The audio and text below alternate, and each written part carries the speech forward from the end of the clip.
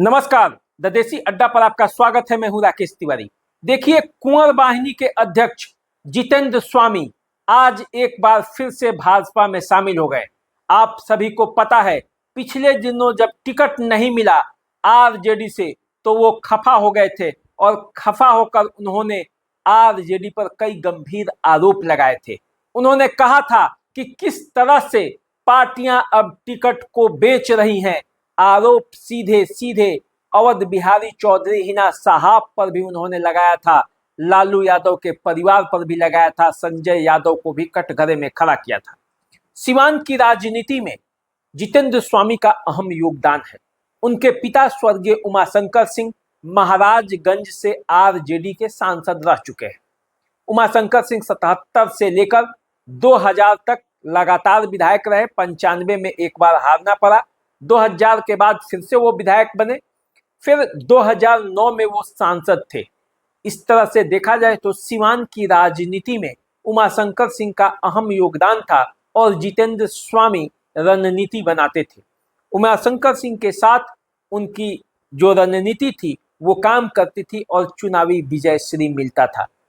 जितेंद्र स्वामी 2004 का लोकसभा का चुनाव भी आरजेडी के टिकट पर महाराजगंज लोकसभा क्षेत्र से लड़े थे और मामूली वोटों के अंतर से वो प्रभुनाथ सिंह से हार गए थे। जितेंद्र स्वामी एक बार फिर से बीजेपी में चले गए थे और बीजेपी से फिर पिछले चुनाव में जब रोहिणी आचार्य छपरा से चुनाव लड़ी थी तो आरजेडी के खेमे में चले आए थे और रोहिणी आचार्य को छपरा में मदद किया था। आरजेडी पर उनकी दावेदारी थी, वो टिकट चाहते थे आरजेडी से, लेकिन आरजेडी जब टिकट का बंटवारा हुआ तो उन्हें टिकट कहीं से मिला नहीं। तो ऐसे में उन्होंने जो परिस्थिति और जो स्थिति उत्पन्न हुआ टिकट वितरण के दौरान, उसको बताते हुए अपने समर्थकों से राय विचार करने के बाद एक बार फिर अब वो भाजपा में शामिल हो गए हैं। भाजपा में पटना में प्रदेश अध्यक्ष दिलीप जायसवाल के सामने जितेंद्र स्वामी एक बार फिर से बीजेपी की सदस्यता ले ली है। जितेंद्र स्वामी के बीजेपी में शामिल होने से सिवान, गोपालगंज और सारण की राजनीति में एक बड़ा परिवर्तन होगा। राजपूत मतों को यदि देखा जाए तो राजपूत मत गोलबंद होंगे। पहले ही प्रभुनाथ सिंह आरजेडी से नाता तोड़कर जनता दल यूनाइटेड में उनका पूरा परिवार शिफ्ट हो चुका है। भाई जो हैं केदारनाथ सिंह वो बीजेपी में शामिल हो चुके हैं, बेटा जो उनके हैं वो जनता दल यूनाइटेड में शामिल हो चुके हैं और अब जितेंद्र स्वामी फिर से जब भाजपा में शामिल हो गए हैं तो देखा जा रहा है कि सारण प्रमंडल के जितने भी राजपूत के बड़े चेहरे हैं सब एनडीए के साथ हैं।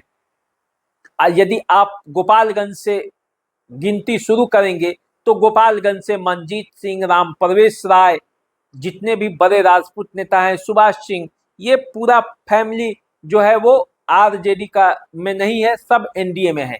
सिवान में आप देखेंगे तो जितेंद्र स्वामी आपको अब वो एनडीए के साथ है, मनोज सिंह एनडीए के साथ हैं, वो कर्णजीत सिंह उर्फ व्यास सिंह एनडीए के साथ हैं, अजय सिंह, कविता सिंह सब एनडीए के साथ हैं।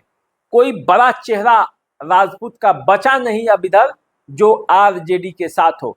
ऐसे में कहा जा सकता है कि सारण प्रमंडल के राजपूत मतों में गोलबंदी होगी और वो गोलबंदी कहीं सारण प्रमंडल में महागठबंधन का जो परफॉर्मेंस है उस पर ग्रहण न लगा दे। अब क्या होगा ये तो आने वाले समय में पता चलेगा, लेकिन एक बात तो तय है, जितेंद्र स्वामी जिस तरह से पिछले दिनों हुंकार भरा था और कहा था कि इसका सबक जनता सिखाएगी, उसका एक नज़ारा आज मिला। अब देखिए आगे वो क्या रणनीति अपनाते हैं और जब पटना से सिवान वापस लौटते हैं, महाराजगंज वापस लौटते हैं तो क्या कहते हैं, ये देखना दिलचस्प होगा। तो चलिए आप हमारे साथ बने रहिए, देखते रहिए द देसी अड्डा। चैनल को सब्सक्राइब कर लीजिए, फेसबुक इंस्टाग्राम पर हमें फॉलो कीजिए।